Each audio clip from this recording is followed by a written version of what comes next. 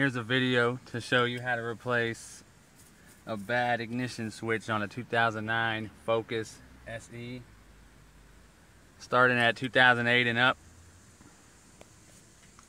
I'm having a no start issue, no crank, nothing. Turn it over, nothing happens.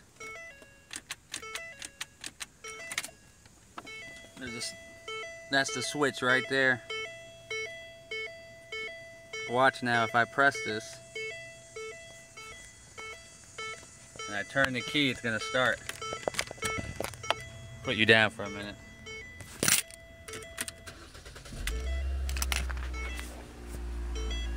So now the car is running.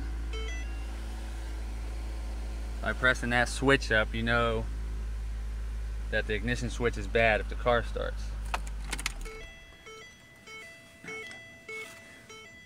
First you take off the bottom half clamshell, which has three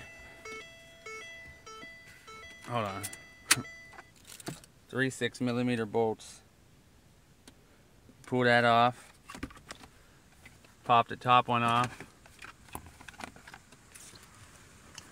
And pretty much all you do is unplug the ignition switch, get your new one, put it in. I believe they're like $25. Not a hard job at all. It's a common problem on the Focus.